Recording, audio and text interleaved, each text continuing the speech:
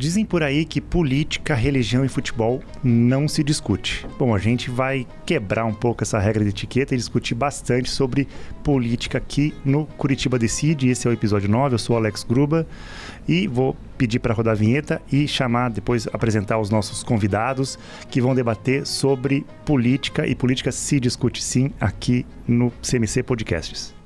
Em outubro tem eleições para a gente escolher os novos vereadores. Foi divulgada hoje uma nova pesquisa sobre a corrida eleitoral para a Prefeitura de Curitiba. A eleição para eleger os vereadores da capital está chegando.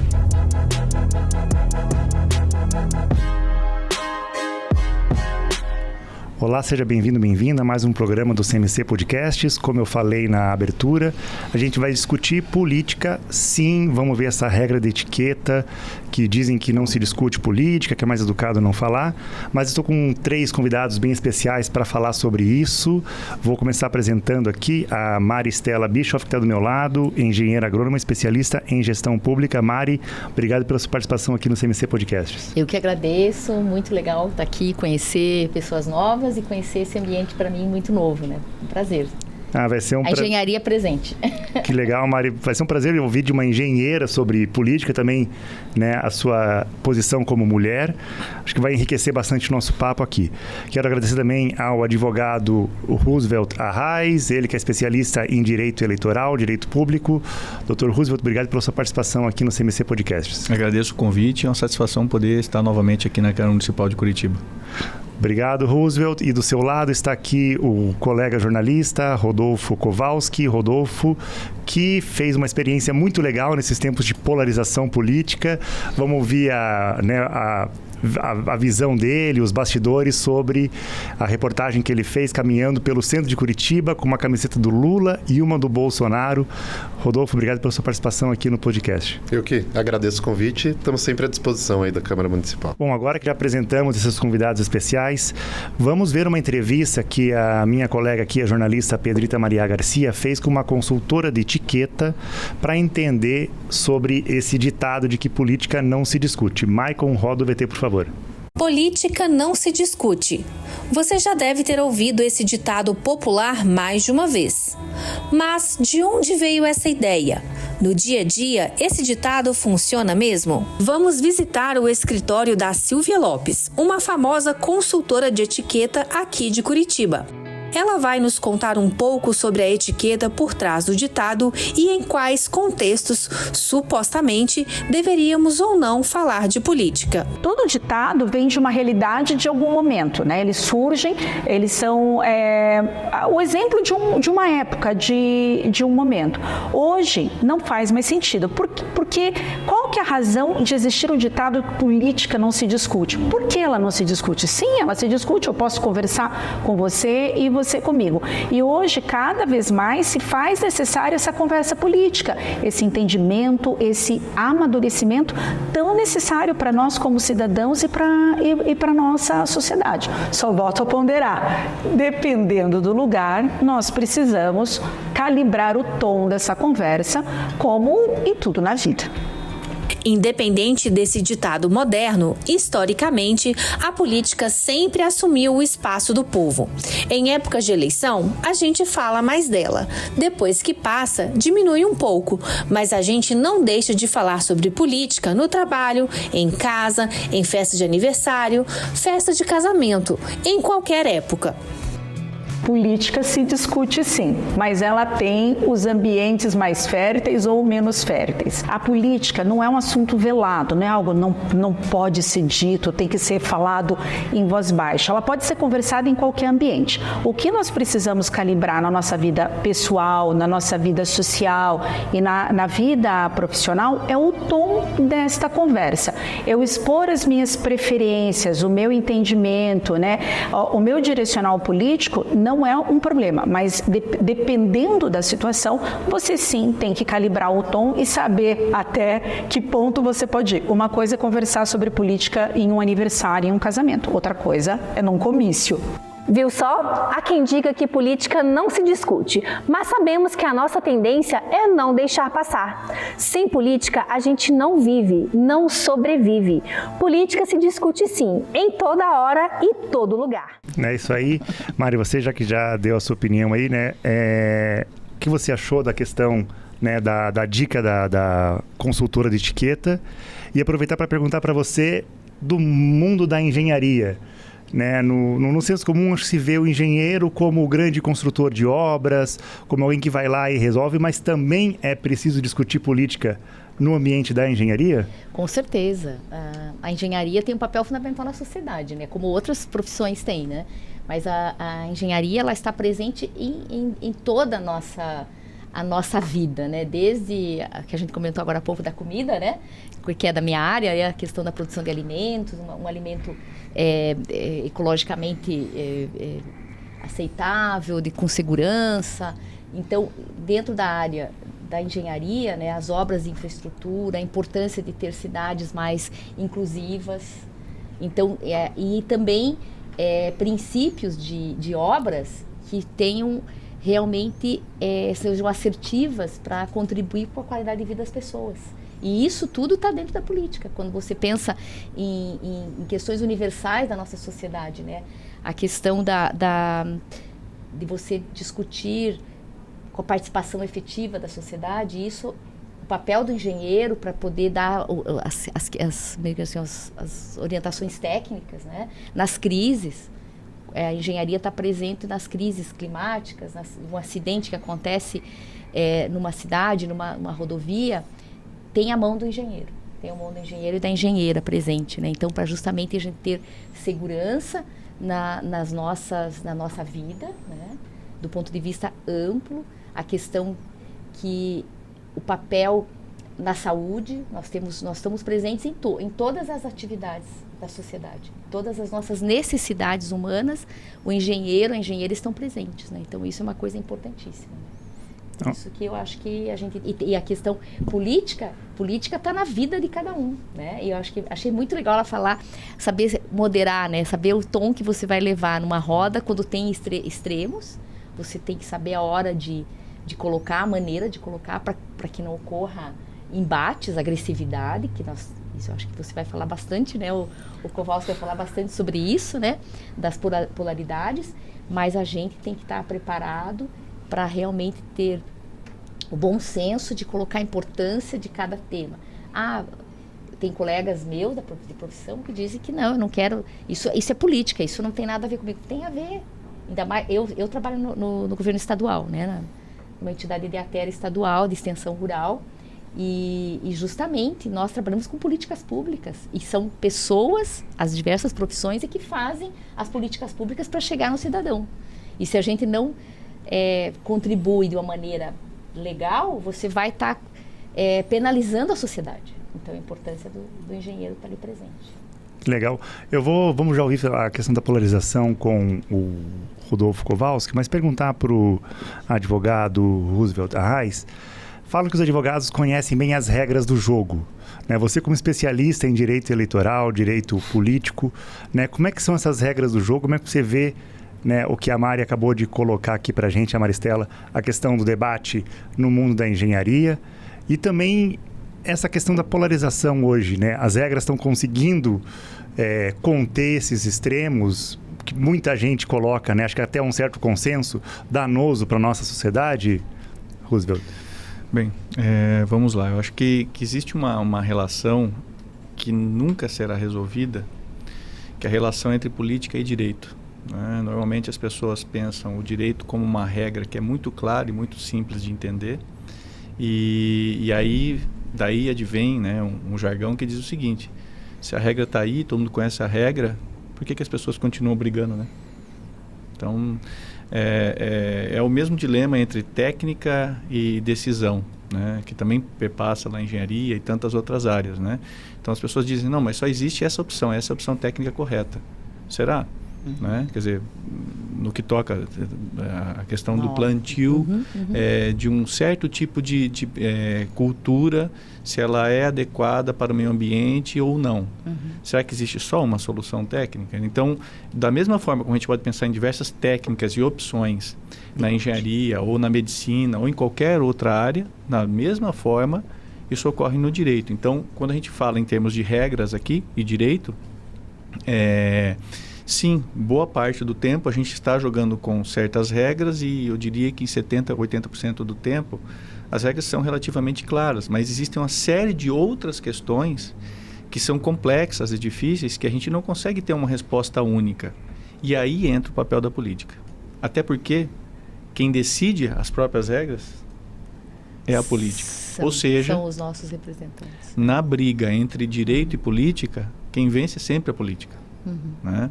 Então, até porque a característica da política, ela acho que quando a gente entende o que é política, fica fácil de entender por que o direito está subordinado à política, né? Embora muita gente queira fazer o contrário.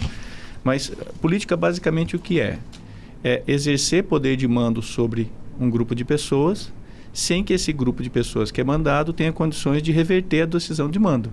Porque se elas fizessem o contrário, elas também estariam fazendo política e elas passariam a ser mandantes e não mandados. Então, é bem simples.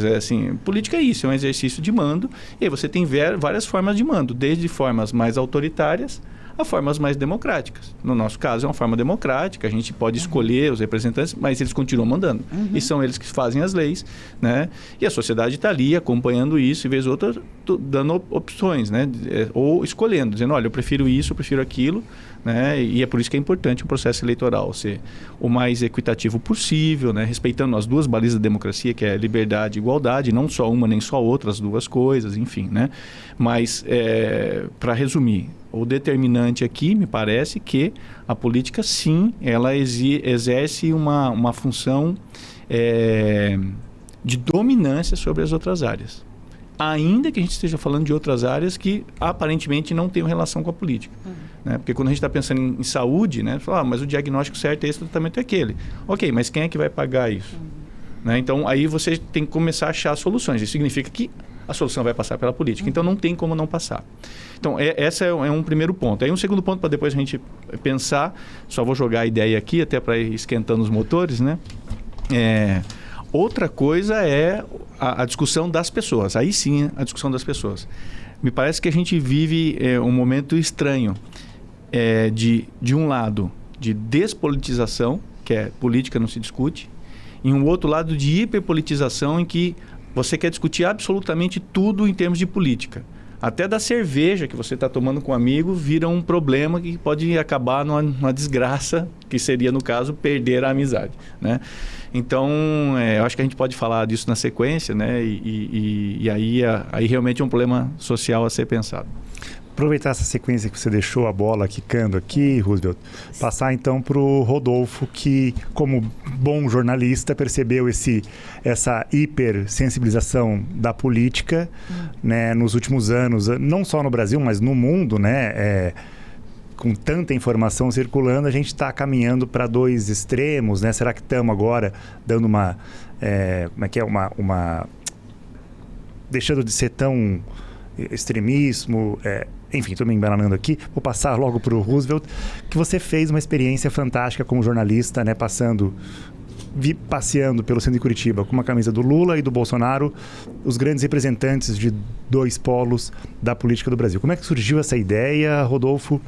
Né? E o que você tem para contar, né? Como é que foi, que resultado você acha que chegou com isso? Como é que foi a matéria, a repercussão, enfim, dessa sua experiência jornalística? Bom, a experiência ela acontece em 2018, contexto daquela eleição que acabou polarizando entre o PT, né, que começou com Lula, depois o Haddad e o Bolsonaro.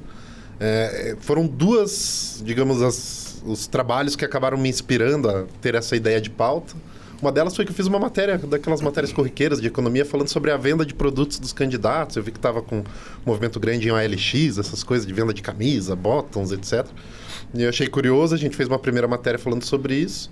E um tempo depois, eu não vou me recordar agora se foi o El País ou se foi a Folha de São Paulo, eles fizeram uma reportagem mais ou menos na mesma linha, que eles fizeram, eu lembro que um jornalista era de Fortaleza, o outro era de São Paulo, e acho que em Fortaleza saiu com a camisa do Bolsonaro, em São Paulo saiu com a camisa do Lula, e daí eles fizeram um texto, cada jornalista contando como que tinha sido a experiência, né? Até lembro que o de São Paulo levou cusparada, teve coisa desse tipo. E eu fiquei pensando como que seria fazer isso aqui em Curitiba, né?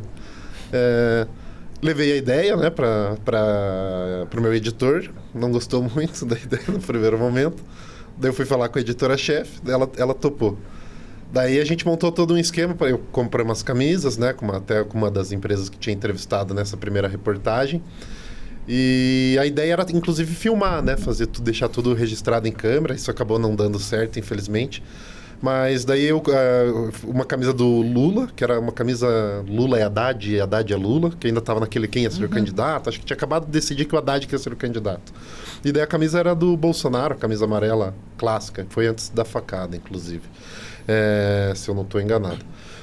E daí a ideia era a gente circular 2 dias pela região central, circular ali pela 15 com as 2 camisas. Num dia aí com a camisa do Lula na reitoria da Federal, para um ambiente mais inóspito para a direita, né? E no dia seguinte a ideia era ir lá pro Shopping Batel, algo assim, com a camisa do Lula. E acabou não se concretizando essa segunda parte. A gente achou que o primeiro dia já tinha sido o suficiente para a reportagem. Mas foi muito curioso que a ideia era experimentar, digamos assim, como que pessoas com visões políticas opostas às que a camisa expunha, acabariam reagindo ao ver aquilo, né? Mas o que me chamou mais a atenção, foi até o que acabei usando para abrir a matéria, era como era curioso que num tempo em que se discute tanta política, as pessoas ainda estranhavam quando você se expunha politicamente e publicamente, né? Você se colocava, se posicionava tão explicitamente em público sobre sua opinião política, né?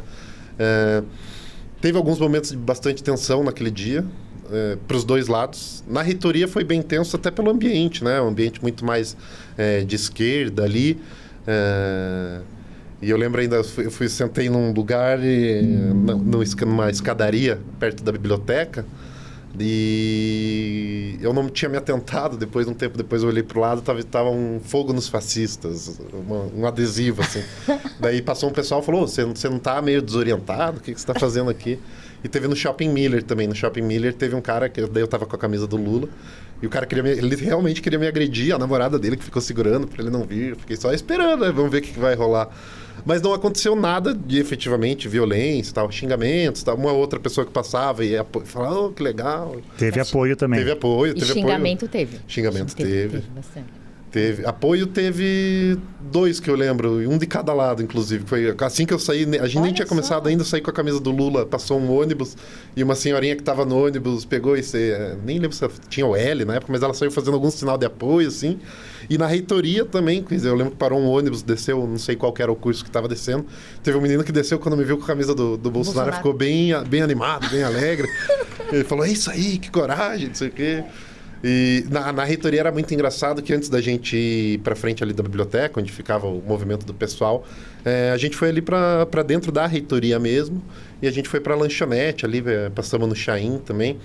E na lanchonete era curioso que daí a gente estava realmente só comendo alguma coisa. A gente já tinha feito a primeira parte da reportagem, estava eu e o fotógrafo, e depois chegou também um outro colega que era diagramador, que caso acontecesse alguma coisa, era para ele estar ali para ajudar a evitar... Era o segurança.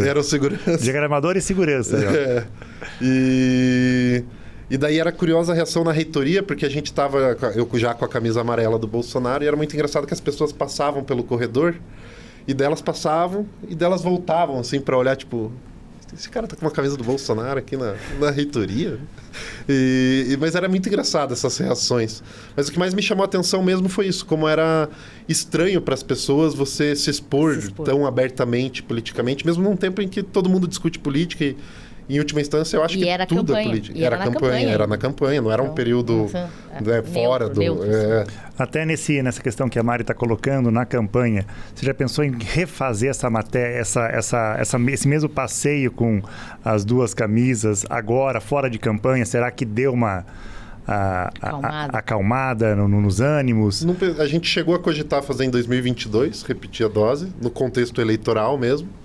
Daí a direção do jornal, na ocasião, achou melhor não até pelo momento, mais virulento politicamente, falou, acho que esse ano Mais é melhor... agressivo, mais agressivo.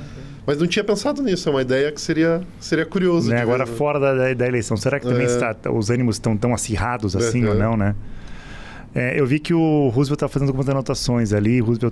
Muito do que o Kowalski falou, eu lembrei de um texto do Robert Dow, que é um cientista político, que ele fala que ele nem chama de democracia, ele fala da poliarquia, né? Mas, né, num termo, né, que ele usa mais técnico, enfim. Mas o que define, né, a poliarquia, ou para nós aqui, mais senso comum, a democracia, que é a liberdade de participação e oposição. Né? As regras do jogo definem isso, né? Você poder participar e poder fazer oposição, obviamente, num contexto civilizado, sem agressão. Né? É saudável para a sociedade ter a liberdade dessas duas coisas, né, Roosevelt? Com certeza. É que quando a gente fala, eu acho que a palavra discussão já traz quando a gente presta atenção no que as palavras querem dizer, eu acho que a gente ganha bastante, né? E a própria palavra discussão, eu acho que ela diz muito sobre a ideia de contestação, né? Do Robert Dow lá no Poliarquia dele, sobre o que é efetivamente o embate do poder numa democracia. Então, acho que o primeiro passo é reconhecer que, por mais que você esteja muito bem informado, pode ser que você não esteja certo. Então, eu acho que esse é o primeiro comportamento básico de qualquer pessoa que quer discutir. Porque se eu já tenho certeza, eu não vou discutir. Eu simplesmente vou afirmar. E se você não consegue me ouvir, eu vou gritar. Se o grito não for suficiente, eu vou te oprimir fisicamente. Né? Então, discussão é isso, né? É você entrar para uma conversa sabendo que, eventualmente, você está errado, o seu argumento é fraco. Às vezes você vai entrar na conversa, não vai mudar de ideia, mas vai reforçar o seu argumento, o que é muito bom, né? Mas você está sempre assim com essa autodesconfiança da sua falibilidade, né? Você não é Deus que sabe tudo. Tem um político aqui de Curitiba, uma vez eu estava conversando com ele, eu não vou citar o nome porque está no contexto de Curitiba, não é candidato agora, mas enfim, já ocupou funções públicas aqui no município. E um dia ele me falou um negócio assim, ele falou: Roosevelt, a gente não conversa com louco, cínico e fanático. Louco porque ele acredita na realidade dele e não vai mudar. O cínico, ele está ali só para te provocar e te tirar do sério. E o fanático, ele é tão apaixonado pela ideia que ele tem que não adianta você falar outra coisa, porque a questão ali não é racional, é passional, né? Então, quando eu sempre, dentro daquela pergunta inicial que você falou assim, a gente discute política? Sim, mas quando você esbarra em louco, fanático e cínico, não faz nem sentido iniciar a conversa, né? Ou quando você está com um amigo, né, que você sabe a posição dele, se você não fizer uma conversa prévia, que fique claro para os dois, que eventualmente eles estão fazendo um diálogo, né? No sentido que, assim, ó, nós não vamos mudar de ideia, mas queremos falar mais sobre isso, né? Igual aquele memezinho do Willy Wonka, né? Conte-me mais sobre isso, né? Então, se a gente entra disposto a isso, as pessoas crescem. E aí, eventualmente, em alguns pontos, nós podemos ter consensos, né? Então, eu acho que a democracia não vive da verdade sobre o que cada um acredita, mas ela vive da possibilidade de consensos. Às vezes, esquerda e direita vão estar juntos. Às vezes você vai ter um anarquista concordando com um conservador autoritário, né? Não estou colocando todos os conservadores como autoritários, já registrando aqui antes que dê algum problema, né? Mas eu posso ter autoritários progressistas, etc. Então vamos falar, autoritários podem estar eventualmente concordando com um debate de um anarquista, num ponto, por razões diferentes, mas naquilo eles podem estar concordando. Ótimo, a democracia falou, que bom, que os lados assim, mais distantes da política, que seria o autoritário e o anarquista, conseguiram chegar a um ponto de encontro aqui, né? Assim, claro que eu imagino que não seja muitos pontos, mas eventualmente pode acontecer isso. E quem está um pouco mais, vamos dizer assim, ao centro dessas coisas, provavelmente vai encontrar muito mais consenso, né? Então, assim, as anotações eram essas, né? E para indicar isso. Normalmente quem xingou lá o Rodolfo está muito mais na lógica do tenho minha verdade e quero gritar, né? Dogma, né? A todo momento que, né, alguém mais concorda comigo, eu preciso dizer isso, né? Do que outra coisa, né? Claro que a gente sabe que também tem estratagemas dentro da política, a gente não pode demonizar, porque senão a política vira uma coisa sem graça, né?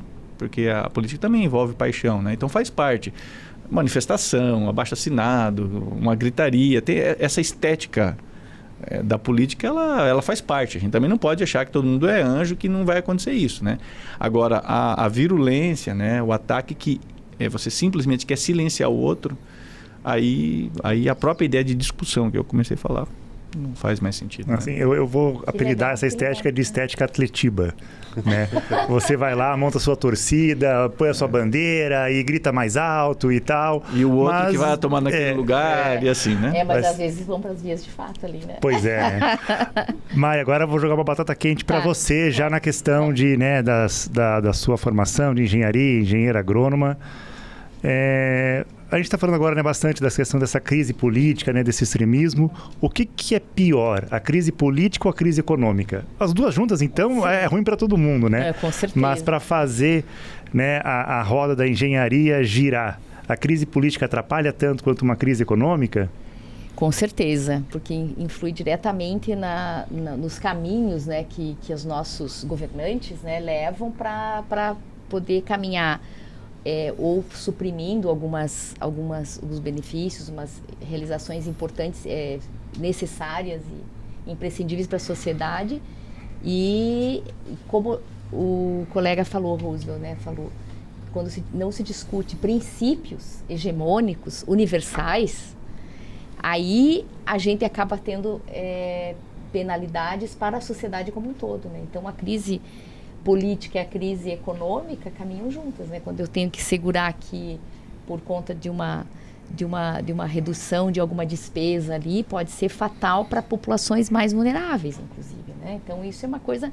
Ontem mesmo eu participei de um movimento que a gente discute muito alimentação escolar. Uhum. Então vou trazer bem para a minha área que eu atuo na questão do programa que é super antigo, reconhecido mundialmente, e o Brasil tem as políticas de segurança alimentar e nutricional importantes, e que ontem o pessoal que faz a coordenação desse recurso, né, para alimentação escolar, mostrou um dado triste, que aqueles municípios mais vulneráveis, os que têm menor IDH no Brasil, aqueles que só utilizam a verba que vem do governo federal, não suplementam nada a alimentação escolar. Então, as escolas mais de periferia, os municípios mais empobrecidos no Brasil, estou falando do Brasil, né?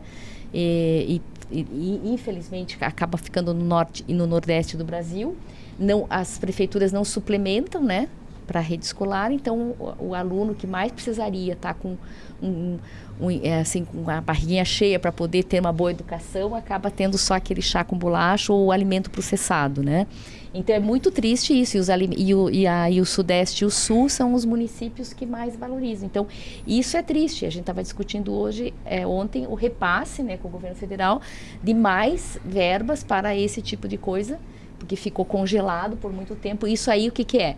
É a questão econômica impactando na questão dos interesses políticos ali de quem nos governa, como foi falado aqui. Então, eu acho que o fundamental para a sociedade, para que tenha realmente um debate importante para a população, é que os princípios universais de garantia de uma vida adequada, com qualidade para as pessoas, né, passa por tudo, né, pela moradia, acessibilidade, infraestrutura, então afeta muito.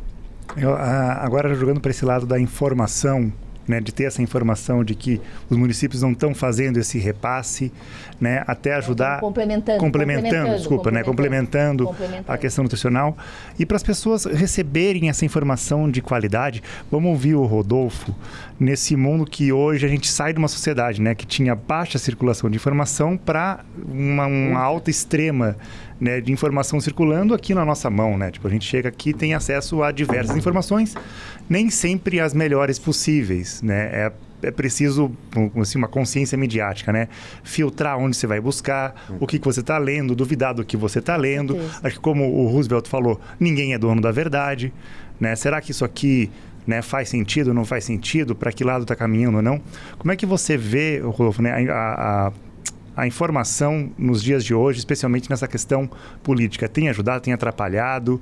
Tem concorrência demais com redes sociais, enfim, toda essa polêmica? Como é que você avalia esse momento atual?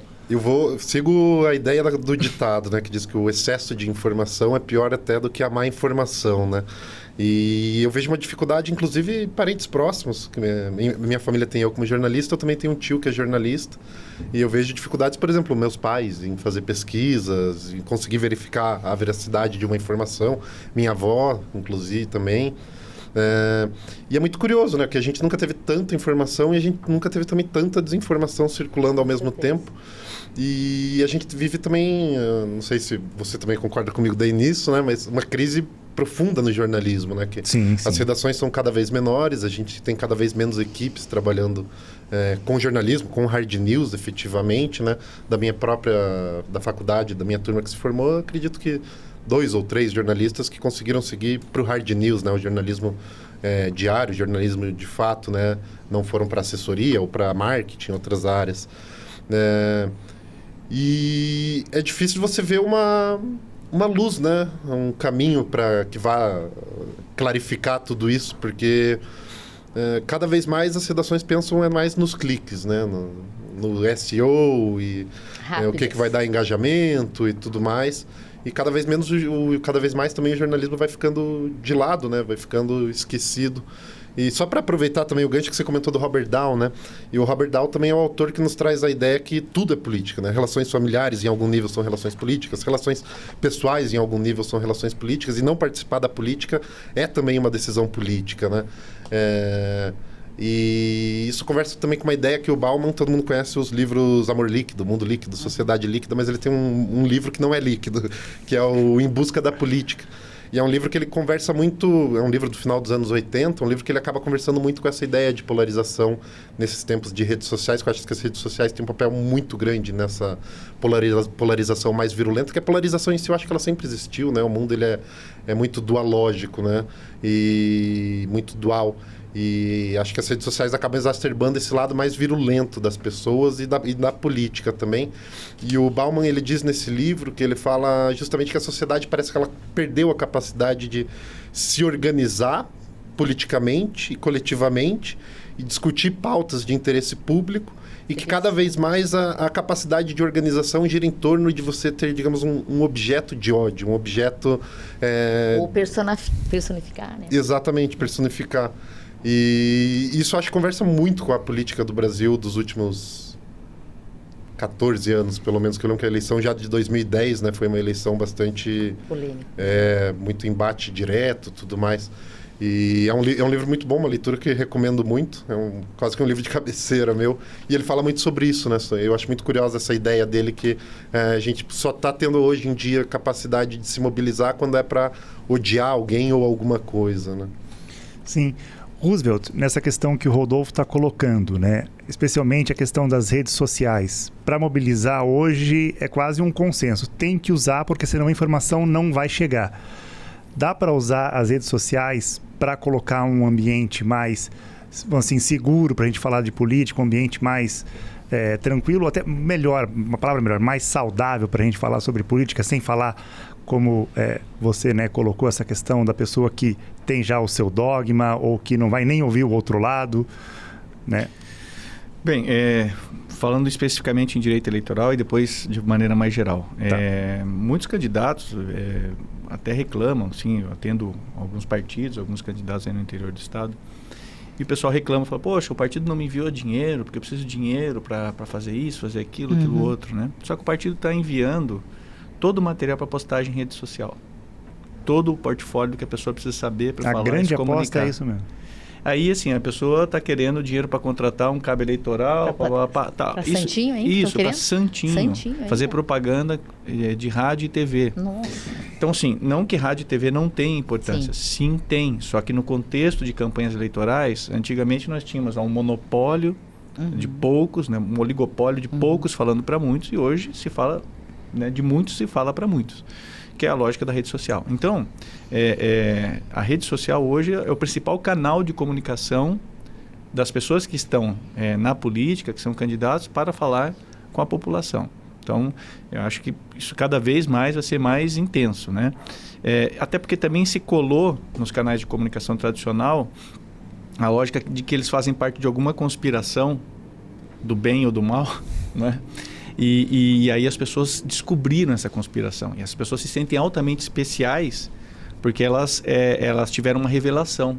Sabe assim, igual Arquivo X, quando você descobre lá a verdade, fala, não, eu desvendei, eu vou denunciar, né? Com aquele imaginário e tal, e eu descobri que tal emissora tem impacto com não sei o quê, e agora não acredito mais naquilo, e acredito em qualquer outro, desculpe a palavra, idiota, no sentido... Que me mande alguma coisa.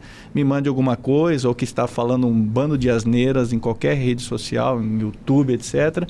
Porque ele denunciou, e por ele ter denunciado, todo o resto que ele fala é verdade. Então, assim...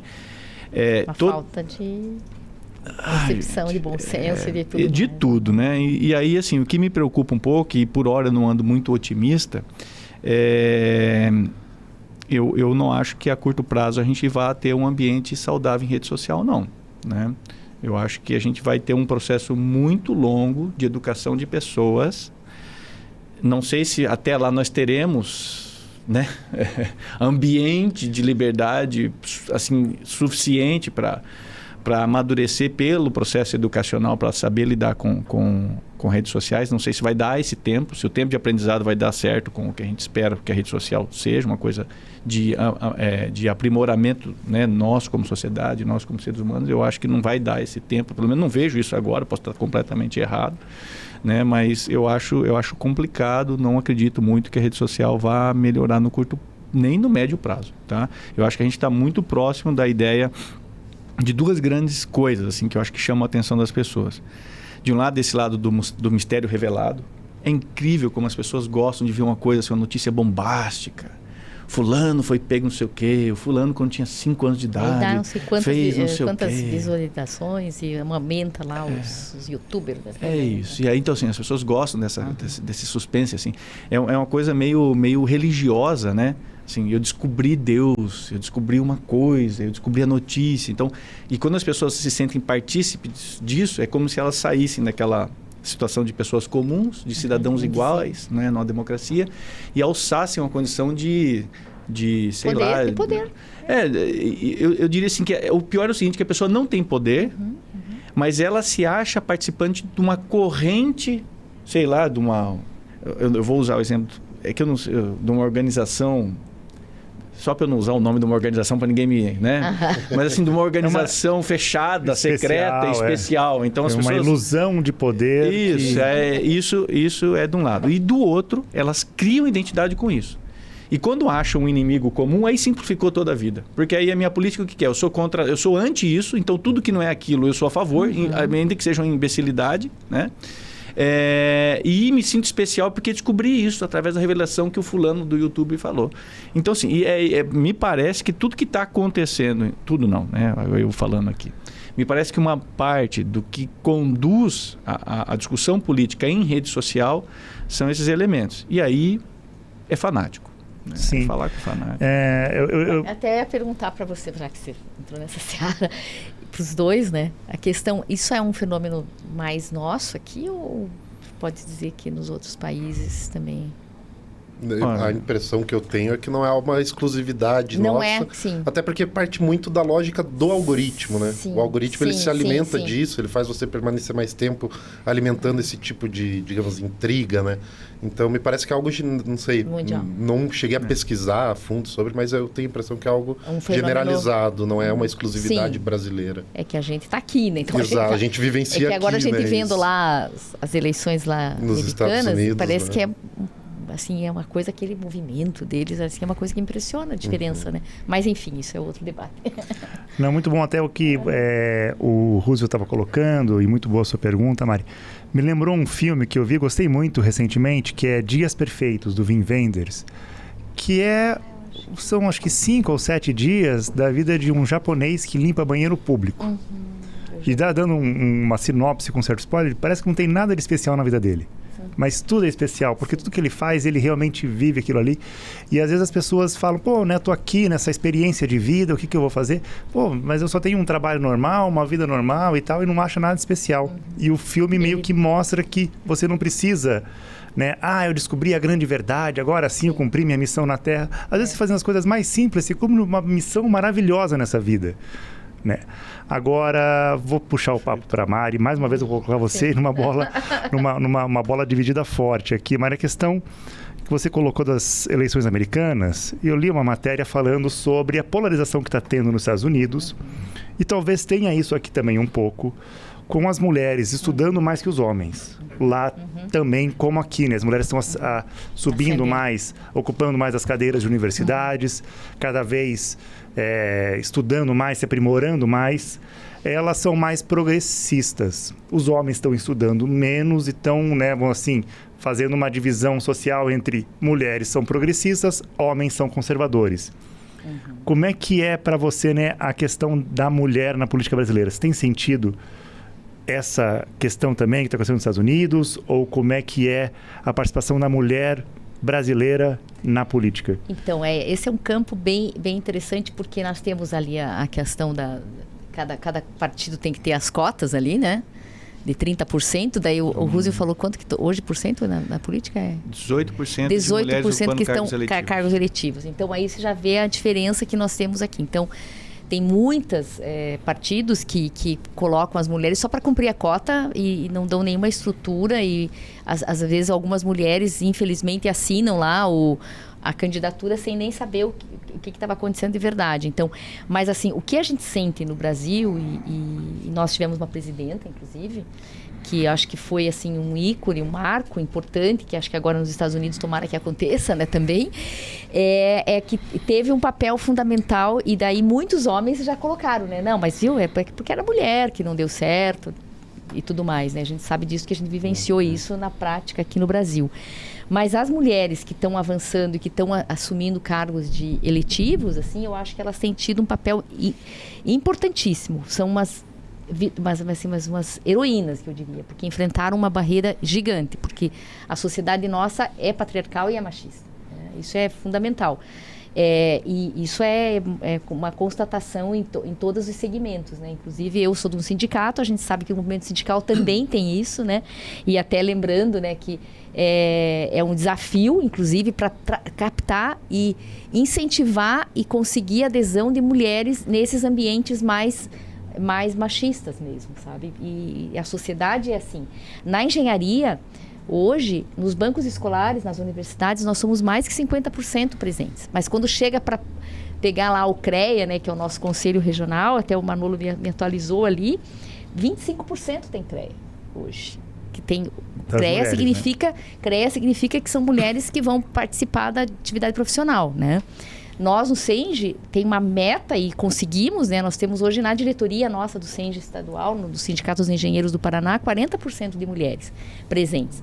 E por isso a gente batalhou bastante, a gente está se posicionando, as mulheres, assim, realmente estão presentes nos cargos de poder, mas ganhamos menos na engenharia.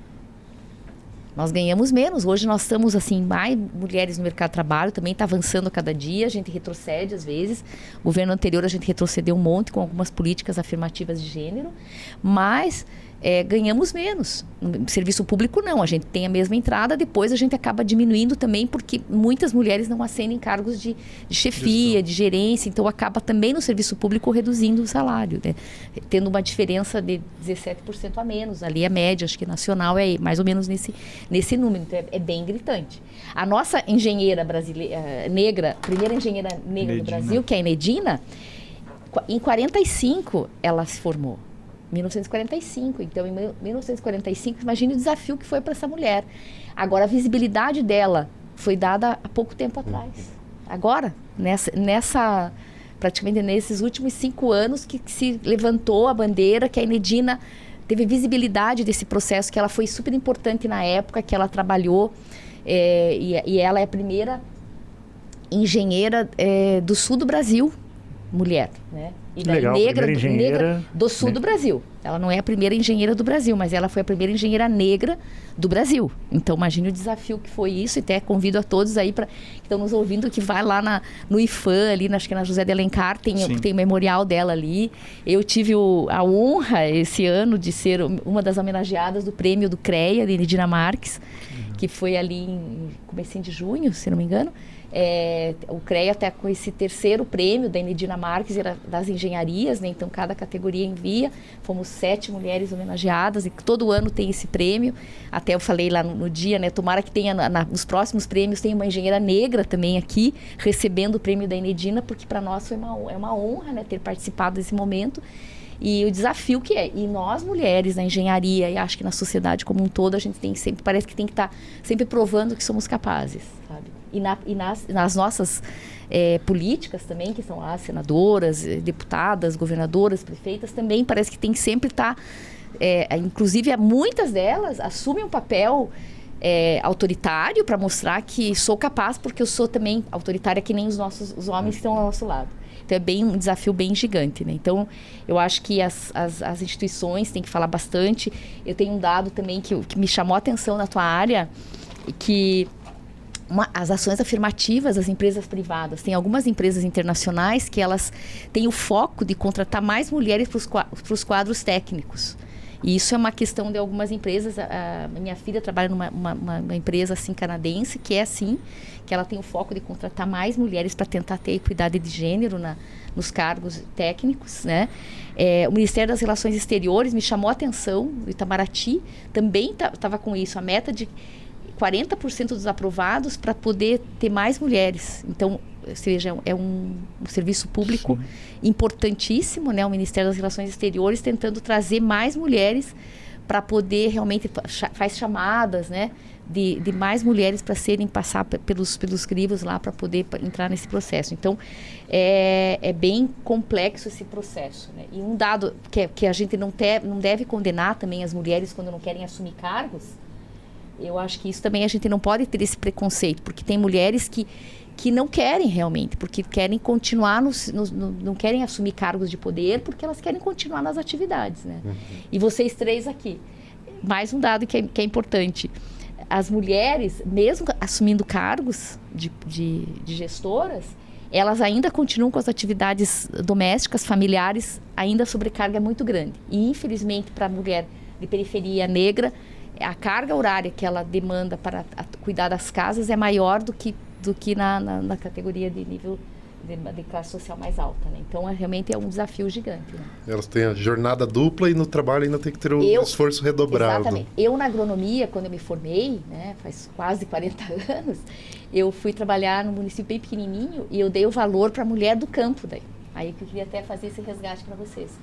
Que a gente fala a jornada tripla, a mulher do campo tem a jornada quíntupla, porque ela vai lá na atividade pesada, a agricultura familiar principalmente, né? E depois todo o cuidado, e no campo também nós temos muito problema, né? Principalmente mais no passado, mas ainda temos problemas de mais o patriarcalismo ali, né? Quer dizer, a parte da casa, não tem a divisão de tarefas domésticas, que é fundamental para que as mulheres avancem. Então, homens e mulheres têm que se abraçar e poder caminhar junto, né? Então, o dado é assim, 20 horas, as mulheres passam 20 horas semanais em atividades domésticas e os homens, 11 horas. Então, é um dado muito complicado isso, quase o dobro, né? Sim, a gente vai ter, acho que um próximo bloco de programas aqui no Curitiba Decide, que são 15 episódios falando sobre eleições. A gente já falou sobre tecnologia e comunicação, falamos sobre a questão das... Lembra aí, Bruno? Iniciativa Popular, participação legislativa. Esse nosso bloco, a gente está no terceiro e último programa falando sobre história e cultura. Né? Falamos sobre a história da CMC, como você colocou muito bem a questão das instituições, vou até chamar o papo para isso depois. E é muito bom essa fala que você já deu, que já vai encaminhar o papo, né, para quem está acompanhando sobre representatividade, a questão da população negra, da mulher na política, né, ampliar essa representatividade, né, em todos os órgãos públicos, nas instituições também. Confesso para vocês que no programa anterior a esse, com instituições, foi um papo muito legal também, que a gente estava com o desembargador do TRE, uma membra da Academia Paranaense de Letras, o desembargador era o Roberto Roberto Panza? O Luiz Osório Panza. Osório Panza. A escritora Marta Moraes, que eu ainda confundi, chamei de Marta Medeiros. E também o professor Mânica, do Instituto Histórico Geográfico do Paraná. Foi fantástico. Eles até acabaram respondendo a pergunta do programa de hoje, né? Se política se discute ou não. Mas agora eu vou fazer a pergunta que eu fiz para eles, para vocês. Para a próxima. As instituições importam? É importante ter instituições para a gente falar sobre política, né? Seja, né, uma instituição pública ou até da sociedade civil. E, como o meu colega Zé falou num dos programas sobre participação legislativa, a gente fala muito sobre presidente, ministro, governador, prefeito, mas o político mais próximo da gente geralmente é o vereador, né? E aí eu queria uma palavrinha de vocês sobre a importância da Câmara Municipal, que às vezes fica tão apagada nesse universo todo de instituições públicas que temos no Brasil, né? Falar assim, vamos prestar um pouquinho de atenção na Câmara de Vereadores, porque às vezes é o que está mais próximo do nosso dia a dia. Vamos começar com o Rodolfo, responder essa emaranhado de perguntas que eu acabei fazendo aqui sobre instituições, Rodolfo. Bom, primeiro, eu acho que as instituições elas são fundamentais, principalmente quando você olha para elas sob um prisma de elas serem uma espécie de anteparo de interesses, um local em que você vai poder coadunar interesses que estão em diversos momentos são divergentes, estão contrapostos, e ela vai fazer essa composição, né? Vai ser as instituições que vão acabar servindo para fazer essa mediação, digamos, desses interesses. Então, acho que as instituições elas são fundamentais, ainda mais num sistema, um Estado democrático de direito, ou que se pretenda um Estado democrático de direito. Da Câmara Municipal é bastante curioso, né? Que a gente vê ainda as pessoas não têm as pessoas em geral, né? Por exemplo, vamos falar de segurança pública e daí começa a xingar o governo federal, mas é uma responsabilidade dos governos estaduais. Óbvio, o governo federal tem um papel também, mas principalmente é muito mais associado à Polícia Civil, Polícia Militar, aos governos estaduais. E a Câmara Municipal primeiro, o trabalho de vocês ajuda muito, o nosso trabalho também nas redações, né? Sempre auxilia demais. E acho que era mais isso daí. Roosevelt, como é que você vê as instituições, especialmente o papel da Câmara Municipal? Se me permite, eu vou voltar só no item anterior que você comentou. Por favor. A gente estava falando da Enedina, não é? É incrível como às vezes a gente gosta de ficar copiando gringo, né? E aí, em vez de a gente homenagear os nossos, a gente homenageia gringo, né? Então fica a dica aí para os vereadores que estão nos ouvindo, para todos os políticos e para a sociedade, né?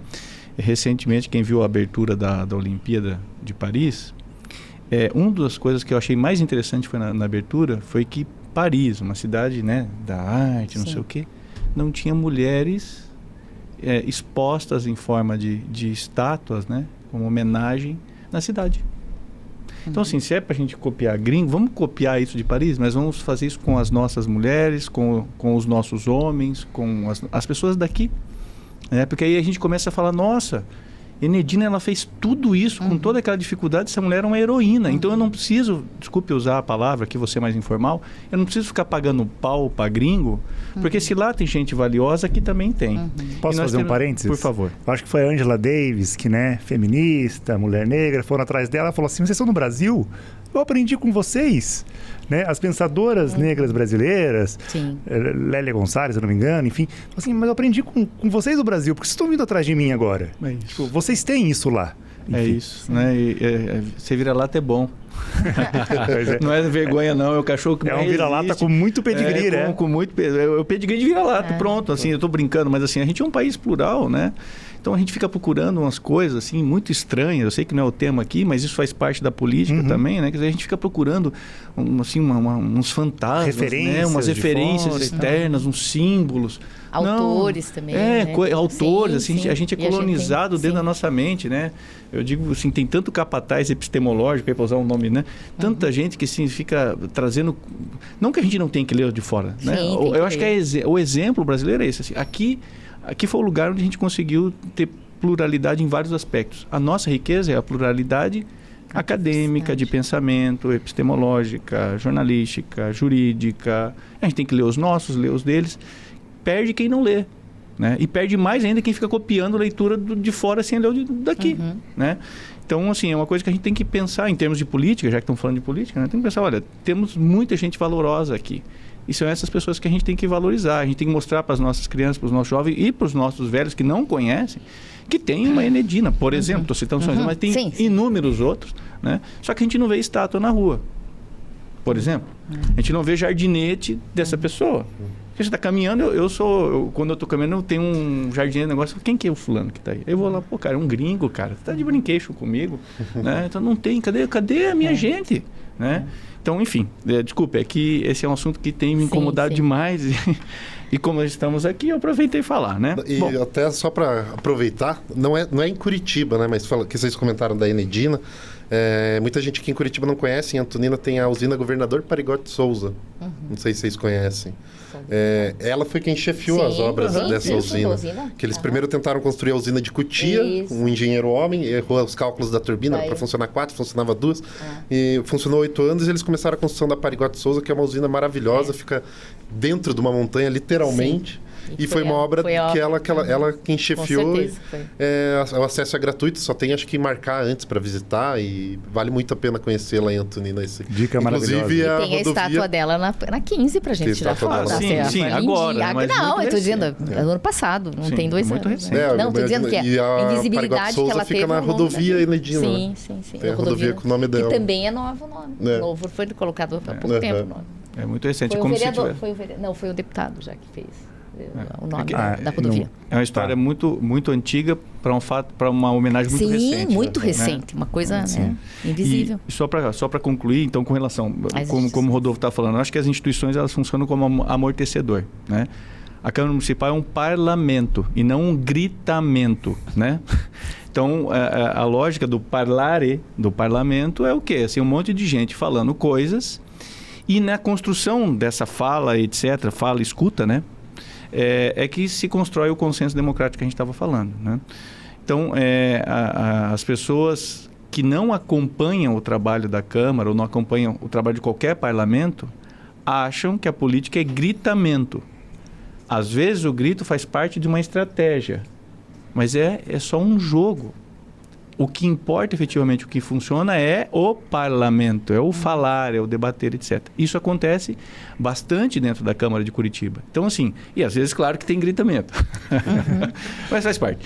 Mas, assim, eu acho que a melhor forma de uma pessoa se aproximar da política e efetivamente se engajar, fazer alguma diferença para ela, para os familiares e para a comunidade é acompanhando. Por exemplo, se você não consegue acompanhar todas as sessões da Câmara, que estão todas públicas no YouTube, dá para acompanhar a hora que quiser, as passadas, etc. Não quer fazer isso? Pelo menos assim, acompanhe um vereador.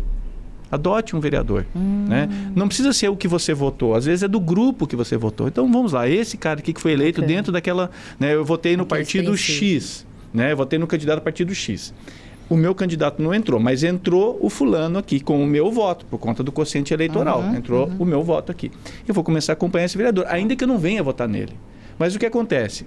Os vereadores todos aqui de Curitiba, eles têm rede social e eles ficam falando o que está acontecendo na rede, né? Está acontecendo na Câmara. Então, esse cara falou que vai ter essa discussão aqui, isso é legal. Nesse dia eu vou tirar um tempinho, às vezes eu não vou até acompanhar ao vivo, mas vou dar uma olhada depois lá no YouTube, o que aconteceu disso daí? Né? Para eu também não ficar comprando notícia, notícia, né? Comprando sensacionalismo, né? Não dá para chamar de notícia que não é. Então, eu acho que as instituições, sim, são importantes, funcionam como esse amortecedor da gritaria. O parlamento, a nossa Câmara, funciona muito bem dentro dessa lógica de tentar construir consenso e tal. E as pessoas precisam ver isso, né? Então, assim, adote um vereador, não para que você, né, naquele sentido, adote um político e vire um fanático, não é isso. Adote um vereador só para você ter um estímulo para saber o que está acontecendo. Não precisa ser o tempo inteiro olhando isso, mas tira um tempinho, olha, isso aqui é um tema que me interessa, né? Então, vamos ver como é que foi a votação, quem votou o quê, quero entender, qual foi o debate que teve. Tem o debate, isso acontece aqui, né? Então, é um convite, né, para as pessoas, de repente, nesse lado bom da rede social, para ver se a gente cria uma outra cultura que não seja só da gritaria. Vou aproveitar, que legal. Adote uma instituição, adote a Câmara. A gente segue os 38, tem a rede Excelente. Lá, tem o resumo. Obviamente que não dá para acompanhar todas as sessões, todas as comissões, audiência e tal. As matérias estão no site. Dá uma passada lá, lê rapidinho o que está sendo discutido, debatido em prol da cidade. Se você concorda, desconcorda, deixa sua opinião, comentário e tal. Que legal. Mari, não, eu achei... sua visão agora, instituição a instituição, para mim, as instituições, né, falando do geral primeiro, né, são fundamentais, porque, como eu falei assim, a gente não pode personificar no ambiente da sociedade, porque agora é você o responsável pela instituição, mas sim a instituição. Então, o fortalecimento das instituições é fundamental, de todas, legislativo, executivo, judiciário, para que a gente realmente tenha uma sociedade mais justa, que a democracia realmente aconteça, que são instituições que a gente não pode deixar nunca fragilizadas. Na instituição pública que eu trabalho, as pessoas passam, mas a instituição fica. Então, isso que os vereadores passam, tem alternância de poder em todos os segmentos. Então, é importante a sociedade valorizar as instituições que nos representam e fortalecem. Eu passei a minha vida profissional a maior parte do tempo no interior do estado, então eu tinha uma proximidade muito grande com a Câmara Municipal de onde eu trabalhava. Inclusive, a gente era chamada para estar participando como extensionista, e eu tinha uma ligação muito mais próxima do que numa capital, porque a capital é muito mais difícil, mas tem as redes, né? Então, é fundamental, eu acho que essa dica de adote o vereador ou adote a Câmara Municipal, eu acho que é fundamental para que a gente realmente tenha poder realmente se capacitar para poder discutir política verdadeiramente, né? E sem o que o Roosevelt falou ali, sem os fanatismos, sem essa questão, porque a gente vai estar falando isso com mais consciência e sabedora do que está acontecendo, para a gente realmente não denegrir as imagens e não ficar só olhando, né? Porque as redes sociais gostam de falar só das coisas ruins que acontecem. Elas valorizam as ruins, e as boas parece que ficam sempre invisíveis, assim como a nossa Enedina, né? Então, é fundamental realmente que a gente fortaleça cada vez mais as nossas instituições, para que a gente tenha que ela, como tem esse papel importante de legislar e propor políticas públicas para a sociedade como um todo, para que nosso curitibano tenha qualidade de vida, tenha justiça social, que ele seja realmente valorizado em todas as partes da cidade. A gente precisa realmente ter uma Câmara cada vez mais forte.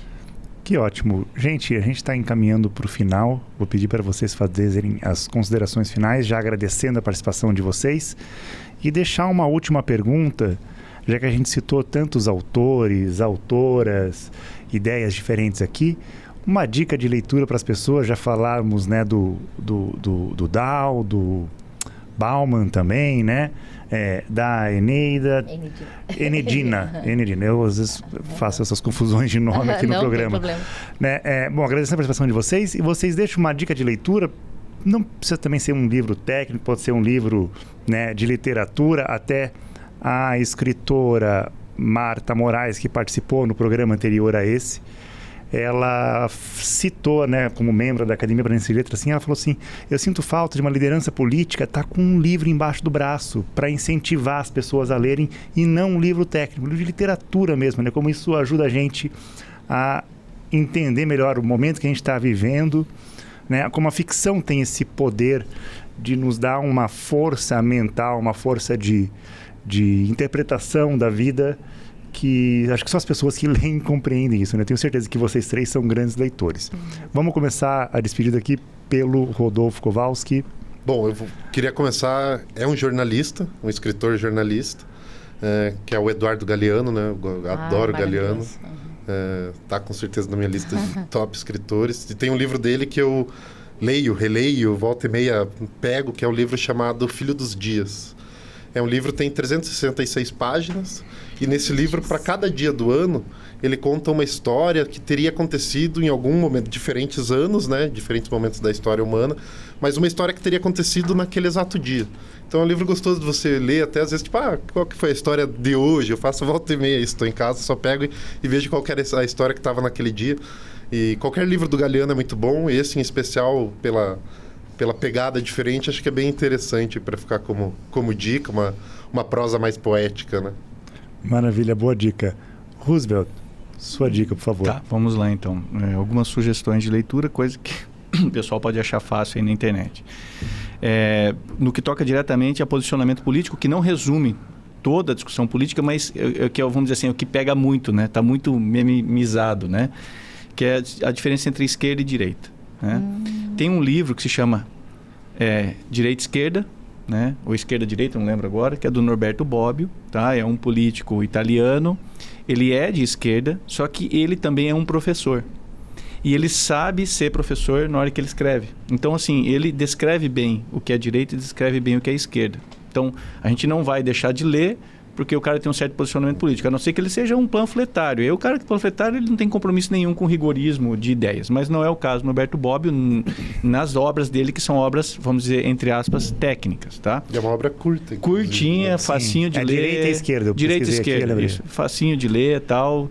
E acha facilmente, né? Não vou dizer mais nada, todo mundo já entendeu. Facilmente encontrável. Literatura, né? 2 sugestões. Tem um livro do Saramago que eu gosto muito, que é o Ensaio sobre a Lucidez. Tem que ler o Ensaio sobre a Cegueira antes, né? Mas eu, inadvertidamente, meu padrinho que me introduziu na leitura do Saramago, ele falou, você tem que ler isso, aquilo, e eu anotei errado a sequência, e li primeiro o Ensaio sobre a Lucidez, depois li o Ensaio sobre a Cegueira e quis ler de novo, enfim. Mas o Ensaio sobre a Lucidez é um livro legal, por quê? Porque mostra uma situação na qual as próprias pessoas conseguem tocar a sua vida adiante. Mesmo que o Estado... Aquele Estado, naquele formato, como ele desenha no livro, não é um Estado mais autoritário, mesmo quando aquele Estado mais autoritário não está presente, pode surgir outras formas de política. Então, é um livro interessante. Mas termina, não posso contar, né? Mas vale a pena, termina de um jeito que às vezes a gente não fica, né? Até porque o Saramago não tem muito de, vai estrelinhas no final. Não é Hollywood, né? Não é Hollywood. Não é, mas vale muito a pena acompanhar o percurso do que vai acontecendo. E para falar de brasileiro, tem um brasileiro clássico, que é o Machado de Assis, né? Enfim, se você não quer ler a obra inteira, pega os contos dele. Igreja do Diabo. Acho que é sensacional, que mostra como é que o jogo, né? De, uma hora eu tô aqui, só é o diabo porque é do outro, senão seria esse. Então, é bem interessante para também entender, dentro do contexto político, como é que funciona a lógica da coisa. Então, eu gosto muito de biografias. Biografias eu tenho lido, eu li várias, assim, mas a última que eu li foi da Fernanda Montenegro, muito boa, Mundo da Cultura ali, eu gostei bastante. Mas eu fiquei encantada por esses novos autores ali, o Itamar, que é do Torturado. Itamar Vieira Júnior. Itamar Vieira Júnior, o Torturado e o Salvar o Fogo. Então, para quem não leu, não sei se vocês já leram, é muito legal, porque ele tem a questão agrária, né? Então, ele também retrata muito esse Brasil rural ali, esse Brasil das injustiças. Então isso ali me atraiu bastante, essa leitura. Tenho lido contos, Machado de Assis, tenho lido algumas outras obras ali mais do dia a dia, mas voltei a ler agora Graciliano Ramos. Nossa. Porque já li quando era muito jovem, daí com a minha vivência ali da questão do rural está me encantando bastante também. Fantástico. Boas dicas de todos. Vocês me lembraram agora, eu ia recomendar até também, vou fazer a minha parte também, recomendar o Machado de Assis, Memórias Póstumas de Brás Cubas. Porque a participação dele no parlamento é uma coisa incrível, assim, né? É uma lição de Brasil que acontecia lá no século XIX, mas está acontecendo hoje também. Além de ser muito engraçado, né? Essa vida é muito bom, né? Aquela frase parece clássica que só muda só muda o tempo, né? O tempo, mas o Machadão realmente um mestre. Mesmo, E aí agora eu lembrei tantas coisas, mas vocês falando, eu lembrei de uma coisa mais simples de ler também, que é do Luiz Fernando Veríssimo, que é a Velhinha de Taubaté. Que era nos anos 80, era a única pessoa que acreditava no governo naquele momento. É fantástica a Velhinha de Taubaté, assim. Porque daí o governo solta a notícia, se ela não acreditou, o governo fica preocupado. Mas se ela acreditou, tá beleza, sabe? Era a pesquisa de opinião de uma pessoa só, que era a Velhinha de Taubaté. É fantástico. Aí Luiz Fernando Veríssimo, né? A gente vai rir do começo ao fim dos contos, das crônicas da Velhinha de Taubaté. Gente, obrigado pela participação de vocês, acho que foi riquíssimo. Convido vocês a seguir os episódios do Curitiba Decide, não só para vocês se verem, a participação especial de vocês, mas como faz sentido com todo o debate que a gente está tendo, como eu falei, né? Falamos já sobre tecnologia e comunicação, falamos sobre participação legislativa. Esse bloco de 3 programas a gente encerra aqui a questão de história e cultura. O próximo bloco nós vamos falar sobre diversidade e inclusão, por isso que ficou muito legal a sua questão colocada aqui, Mari. Já vamos dar sequência, né, nesses outros 3 episódios. Vamos falar ainda também sobre lei e ordem, a importância de ter, né, lei e ordem nessas organizações eleitorais. A gente está vendo tanto problema aí pelo mundo, seja país desenvolvido, país em desenvolvimento, e a gente tem, né, uma questão até de se orgulhar, como o Brasil, como o Roosevelt falou, né? A gente não é tão vira-lata quando se trata de justiça eleitoral, de tecnologia para isso, né? Confiança, segurança, apesar de críticas acontecerem aqui e ali sobre isso. Pessoal, vocês já estão convidados para próximos episódios dos podcasts. Acho que foi muito rica a nossa conversa, né? Então, terminar agradecendo vocês mais uma vez e agradecer também a quem estava aqui com a gente no estúdio. Era o Maicon Soares, nosso estagiário, fazendo os cortes. Bruno Abate, nosso estagiário e produtor. E também, eu não sei ali, o seu colega Manolo. É jornalista do Sente. Jornalista do Sindicato dos Engenheiros. Obrigado pela sua companhia aqui ao vivo e agradecer também a quem nos acompanhou, nos escutou pelas ondas da internet, que seja YouTube ou Spotify. Vou fazer aquele pedido de sempre, segue a gente no YouTube, Câmara de Curitiba, esse é o podcast Curitiba Decide, vai lá, bate o sininho para estar acompanhando esse e outros programas que produzimos aqui na bancada do CMC Podcasts. Pode comentar, sugerir, criticar, elogiar, estamos abertos a todos, ok? Um abraço a todos e todas e até a próxima. Em outubro tem eleições para a gente escolher os novos vereadores. Foi divulgada hoje uma nova pesquisa sobre a corrida eleitoral para a Prefeitura de Curitiba. A eleição para eleger os vereadores da capital está chegando.